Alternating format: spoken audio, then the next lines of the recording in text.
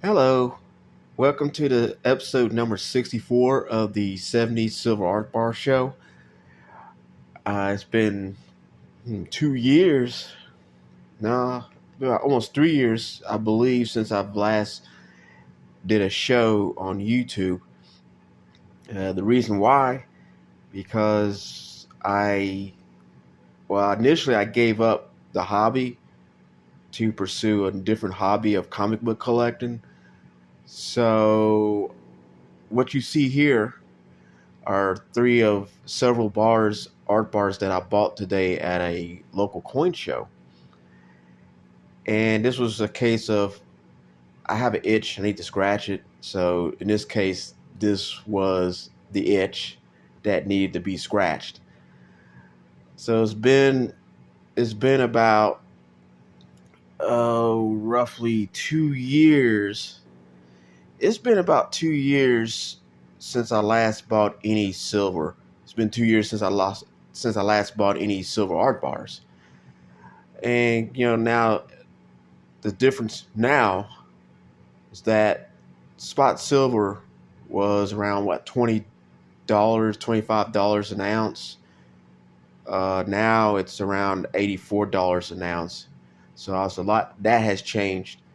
So anyway, getting back to this, I would decide to go to a local coin show because I hadn't been in one in 2 years, and I just wanted to see what was out there, just to check out pricing, to check out just whatever.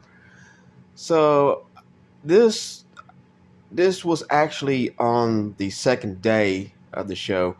I will do another video on the first day because there's a couple of bars that I found on the first day, but these three bars were bars that I found at one of the local dealer tables, and he had a whole lot of them for sale. I think he had at least 10, maybe 12 or 13, not sure exactly. So he let me look through them, and I picked out three that were interesting, and I'll show you one. This is a Chattanooga. Now the three right here, these are reverse because all the fronts, they're the same front. But there's a difference. Normally, these type of Coca-Cola bars are that they usually have the edges are usually stamped. There's usually weight and purity stamped on one edge, and then you have a serial number that is stamped on the other edge. But in this case, these stand out because these particular silver bars don't have any stampings on them. And the reason why they don't, these are referred to as sample bars. So these are like test strikes. And they did this to just see how it would turn out on a silver bar, to see what it looks like, just to test out the die to see if it works out. So these are what these were for.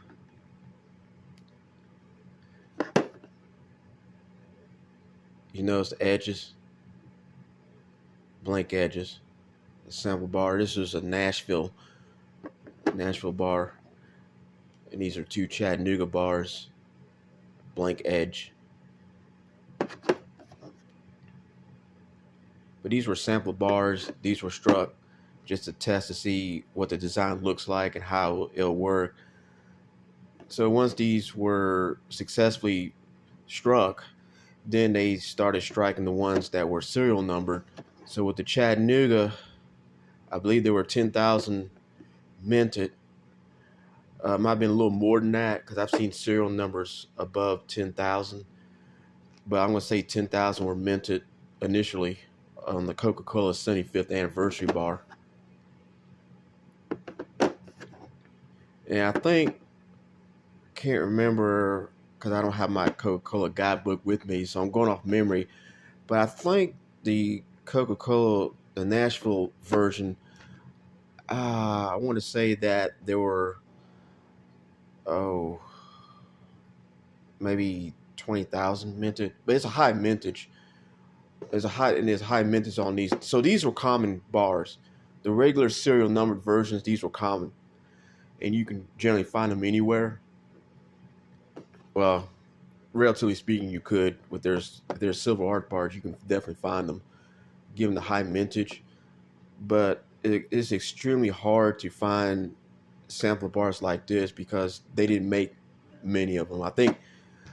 I want to say there were 10, maybe 15 sample strikes that were made for the Coca-Cola, and maybe 10 to 15 sample strikes were made for the Nashville bar, but I'm not sure. But they're hard to find because there's not many of them. There were not many made, and since that's the case, I think I went years and years since I last had a test strike, and I sold them, made good money on them, but I sold them and I regretted it because you just can't go out and find another one. You just can't do that. There's not many out there. I mean, if you only have a mintage of 15, you're not gonna find many of them out there. It's gonna be very hard to do. And I got lucky to find 3. But there was the dealer that I bought them from. He was a person that was part of the company that minted these, so I kind of got lucky in that sense. But if you go anywhere else, tough to find. You have to be in the right place, the right time, the right person. But the price was not too bad. I mean, these usually have a big premium on them because they're sample strikes and they're low, very, very low mintage. But I think I paid. Was it spot? It's like $84 right now. So I paid $88 each for these. So that's actually pretty good. But I plan to keep these. I don't want to regret this again because, like, I don't know how long it would take to find another one. It's just one of those where it's hard to find. So, but like I said, this was on the second day of the show, and I have other bars that I found that I will do a video on those. So, but I just want to share this with you, with the silver art bar community. And it's like I said, it's been 2 years since I've bought any silver art bars.